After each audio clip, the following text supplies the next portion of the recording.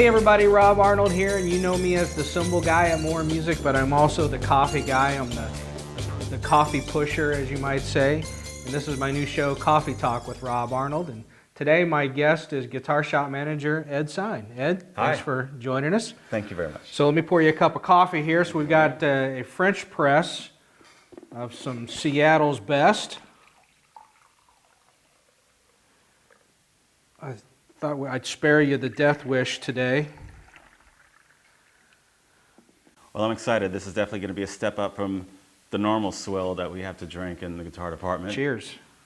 Hopefully it's still hot. So, you've been a regular fixture around More Music for many years. How many years, actually? I moved here in 1999, so Okay. yeah, it's going on quite a So while. most people don't know that you're actually not an Evansville native. You come to us by way of New York City. Yes, Manhattan born and bred, and moved here back in 99. So tell us a little bit about growing up in New York. Well, once upon a time, there was a middle class in New York. I was a child of the 70s and 80s, and I really got bit by the guitar bug probably when I was around 12 years old. And started making the pilgrimage to 48th Street. Got my first guitar at Sam Ash, and it was a Kramer Pacer, the Floyd yes. Rose. Yeah. And I had a PV Decade amplifier. Was that just the guitar that was available, or did it have to be that guitar because of Eddie Van Halen? Oh, or- because of Eddie. Of course. Yeah. Had to have a Floyd Rose, had to have, yeah, definitely. Yeah. My father, back in '73, had bought me a Fender Telecaster. And I remember always taking the guitar out and messing around with it, but never really did anything with it. And once I started wanting to learn how to play guitar, the Tele and the little Silverface Champ amplifier that he got me, it just wasn't doing it. Right. And of course, I didn't know any better, but the guys at Sam Ash did. So she made me trade in that guitar on a Kramer Pacer. And whenever my customers tell me the story about the one that got away, then I could say, well, yeah, I had a '73 American Telecaster with a maple neck that Sam Ash gave me $200 for to get a Kramer Pacer. Wow. The 70s, New York City, probably exposed to a lot of great music, a lot of great musicians. Well, Were you aware of all of that was going on so close to you, or? not really. I mean, I was born in 1970, so it wasn't until, my first concert was when I was 12 years old. Yeah. And that was Iron Maiden and Quiet Riot on the Peace of Mind tour. The first real, I guess, club show I ever went to was not long after that. I was still 12 years old, and a buddy and his older sister were able to get us into the Ritz, and we saw Twisted Sister. And this is back in '82, and they had a band from Seattle, a new band called Queensryche that opened up for them. And I was excited about that because I actually had the EP with Queen of the Reich on it. And that was awesome because you were standing in the ticket office, and there's Queensryche, coming up the stairs, Right. You're one of the few and who you're like actually right knows there. who they are. Yeah. And Twisted Sister put on their show, which by then was polished and legendary. That documentary on Netflix. Yeah. You guys got to check it out, even if you don't like Twisted Sister. It's an awesome story. But yeah, so in the '70s, I was a kid. I didn't know much about what was going on. It was only till afterwards that I realized that, this, Blondie, the bands coming out of CBGBs like the Talking Heads, it was just a little bit before my time. And got to appreciate what they, really the legacy that they were a part of. Did you have brothers, sisters, friends that turned you on to specific bands or styles of music that kind of became some of your favorites, or kind of molded what would later become your playing style, or anything like that? Not really. I mean, I kind of remember getting exposed to bands because, when kids would write like bands on their loose leaf folders. Yeah. And it's like, Rush, 2112, what's that? I had no idea, Right. The Who, I was really into buying records. My parents, neither my mother or father were musicians, but they really liked music, and the music was on all the time in the house. We always listened to the radio, the 8-track. My father, I remember he was a huge influence because he was buying me records. He bought me Deep Purple's Made in Japan when it came out in '73, and I remember, wearing that record out. Yeah. And my mother's old record collection, which is basically the Beatles up until Sgt. Pepper's. Their interest in music fueled mine, I guess, and I remember records that I would buy. I remember buying Cheap Trick's Live at Budokan, Corvettes on 14th Street. I remember buying Earth, Wind and Fire's I Am, Blondie's Parallel Lines. Those were the I remember the bands, the Cars, but not so much of an older influence or anybody. It was just kind of me just being into buying stuff and listening to it. Was there a defining moment that, I know for me, I had the defining moment. I mean, I was into music. I was playing some guitar, but the defining moment for me was 1984, first Van Halen concert, David Lee Roth, Eddie, the whole thing. That's when I knew. Was there a moment like that for you, a concert, a record? I would say, really, probably if I had to go to one record or one defining moment, it was probably Deep Purple's Made in Japan. I mean, I really worshiped that album. I just loved it. And I didn't really even know, I mean, it was the guitar playing and just the energy.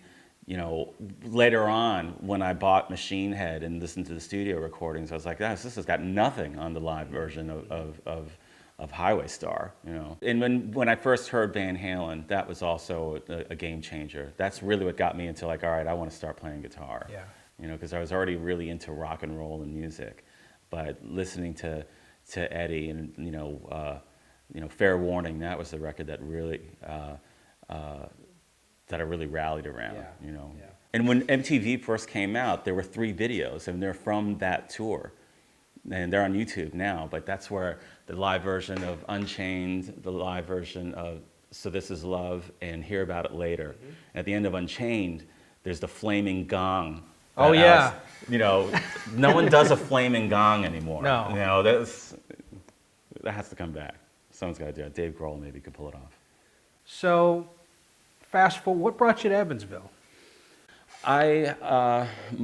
My girlfriend, now wife, she was a flight attendant for American Airlines, and I was in a band in the early '90s called Fathom. It was a progressive metal band right when grunge was taking over the world. So, we didn't get a record deal or anything like that. But we were playing places like the Elbow Room and Danceteria and CBGB's, and 2 of the guys were dating flight attendants. So we had, it was like had a thing. Yeah, we had a group of flight attendants coming to see us play, And we all lived in a loft on Broadway between 17th and 18th Street, down the street from Paragon. And we just had this great time, rehearsing and pissing off the neighborhood and recording. And at the time I was working at Manny's on 48th Street, and so was a couple of the other guys I was in the band with. And that's how I met a girl from Evansville, Indiana. And 20-something years later, moved here in '99 to raise a family, and yeah. I've commented a few times and have praised your guitar playing. I really love the chordal approach that you take in your playing. You can shred the lead stuff, and I appreciate that. But it's the chord choices and just the deeper chord knowledge that you have that really impresses me. Where did that come from? Have you always played that way, or is that as you've progressed? Did someone influence that style? How did you get to the point where you were learning this deep catalog of chords and putting these chord progressions together, because it's I wouldn't say it's unique, but it is kind of unique in how, from what you hear other guitar players bringing to the table. You don't hear a lot of that, and I find it very interesting. Where did that come from? A lot of my interest in playing guitar is it's kind of like a vehicle for me to commune with a song that I really like, and my taste in music is very eclectic, and so a lot of the chords that I didn't know what I was playing, I was making it up because I was trying to learn a Stevie Wonder song, or I was trying to learn something, an Elton John song, something that didn't have guitar in it. I started to listen to jazz when I was 16. I knew that all the really good guitar players were doing the classical thing, coming from Randy Rhoads' school of playing, which I tried that. I took some classical guitar lessons, but it just wasn't for me. Yeah. But then I got turned on to jazz music. No one I knew listened to it, but Jazz 88 WBGO out of Newark, New Jersey, that's the public radio station. They play jazz all the time. So after school, I would go home and I would turn on the radio, and I would just force myself to learn how to appreciate it. So listening to jazz and figuring out songs that didn't have a lot of, or any guitar on them, but that were popular, songs that were, great songs, that helped with my chord vocabulary. And then when I discovered Vernon Reid, he was hugely influential, because here was a guy that clearly knew, he was a metal guitar player, but the jazz chords in his music is, that was at a point where you get to see, like, oh, it's not either or, this or that. You can do all of this. It can all be part of this one thing. The one thing I always found about Vernon is that there are times where you think, did he really mean to, that doesn't quite fit. Did he really mean to play that? And he absolutely meant to play. I mean, that was by design, and it was, it created some tension in their music that was different, that you just didn't hear anywhere else. Yeah. And so when I started learning Living Color songs, I was like, oh, that chord from that, Yeah. And that's really just how it even continues to now. I still figure out stuff, and it's easier now because I realize, like, oh yeah, that chord, I've got that. I learned that a long time ago from song blah blah blah. Right. Yeah. So since you've been in Evansville, you've played in a couple of big bands. Tell us a little bit about some of the bands you've played in here, and just the music scene that you've been a part of in Evansville. Evansville has a really cool music scene in the sense that people like to be entertained. They go out and there's an expectation for a band to be playing in a bar or club. And since I moved here, I've always worked. I've done the acoustic guitar thing as well, but for the most part, I've been playing electric guitar in bands since I moved here. I did a long run with an unusually popular bar band called Gonzo's Toy Box that really stayed as popular as it did for so long because the lead singer was just such an active listener of music. We were playing songs that just came out, or maybe that were like an internet thing before it really dropped. Right. And so that's one of the keys. If you want to be in a successful cover band, you got to stay on top of it. You got to start, really do the work and learn new songs all the time. But yeah, and a lot of talent. I benefit as a guitar player from being around people that are better than me. And there's so many really talented guitarists in Evansville. And a lot of people, they don't realize how good they have it, in the sense that they'll go someplace else and they'll tell me, yeah, we went to another city, or we're on vacation. We saw a couple bands, and man, they don't have anything on what they've become accustomed to. Yeah. Listening to music here. Yeah, I've been in a couple of original bands here too. You can lament the original scene as not being as supportive, but there are a lot of people that do support original music in Evansville as well. So I'm in a band now that's an original band. We recorded a record here, and we're playing the places that we want to play, and we have a good support base of people that appreciate the, entertainment of all types, but really are looking for something original too. And that's Factor Primo, right? Yeah. So tell us a little bit about how this group came together and the style of I think the style of music seems to me kind of a throwback. It's current, it's relevant, but it's very much, to me, it seems like kind of a throwback to some older R&B type stuff. Yeah. I started the band, really, it was myself, and we had a young guy named Dakar Baker that was working here. A brilliant drummer, a prodigy that came from, the Black Gospel Church music scene, which is highly competitive. And I've worked with musicians from that school before, and it's like a farm team for the majors. These guys are really, really good, and the competition is fierce, and they're well-rounded. They have contemporary gospel music has a lot of, there's a lot going on with it. Mm-hmm. Deep roots, and of course gospel, obviously, but R&B, soul, funk, jazz, fusion, and Dakar was over here, and he'd never heard of the Police, And I was like, well, Stuart Copeland is such a unique, drummer, his voice, you have to listen to this. So I was teaching him some Police songs, and then a local musician named Monty Skelton, who's known as a sax player, but he started off in the bass. I actually sold Monty his first bass when he was 14 years old, yeah. And so he came in and he heard what we were doing, and he was like, wow, I've been wanting to play bass. So we're playing, and I think we're just jamming around on Sunday Morning by Maroon 5. And Patrick Preston, who is an engineer producer, came from the back, and he was like, wow, I think this is, I think we want to get together and jam with you guys. So that was the first incarnation of Factor Primo, and we came out with an EP and wrote a few songs.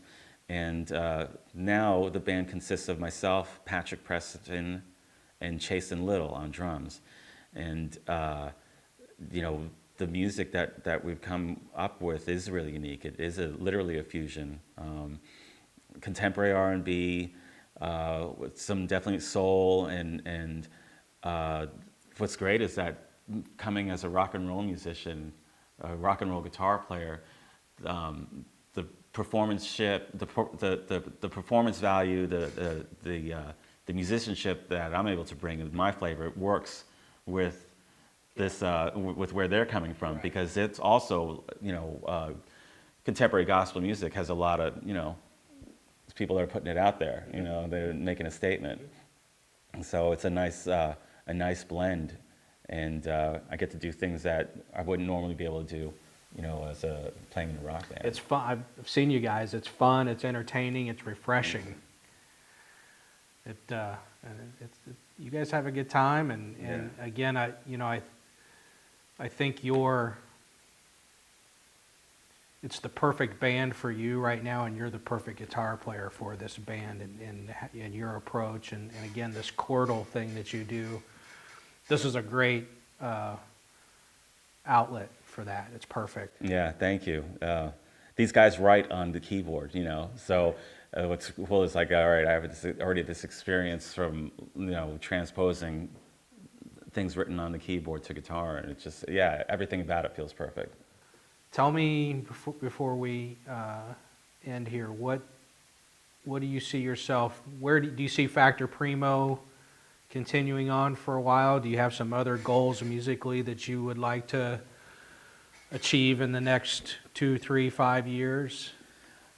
The only goals that I've set for myself is to continue to have the opportunity to play with really talented people, really talented musicians, because that's the only way I know I get better. Mm-hmm. It's like apparently what they say about golf. The only way you get better is from playing with people that are better than you. So that's the only thing I wish for, and what I really have always strived to be able to do. Factor Primo, we're looking for a record deal. It'd be nice. We're sending it out to I think because we're big fans, Rope-A-Dope Records, that would be awesome. It's Snarky Puppy's label, and definitely I think that we could be a good contribution to their roster. And you know, it's a we'll see, but you know, we're making another record right now, so you know. Well, Ed, thank you for joining me. Thank you so much. It was a really, pleasure. Pleasure, Rob. This was fun.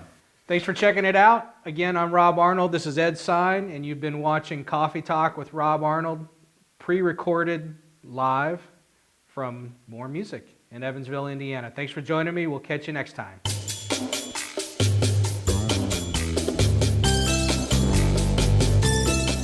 Hey everybody, this is Brett, this is Rob, this is Alan, and we're three grown men sitting way too close together here to tell you to subscribe to our YouTube channel. Right down there. Just scroll right down there. And And make sure to visit our new symbol site, which is moresymbols.com. thanks.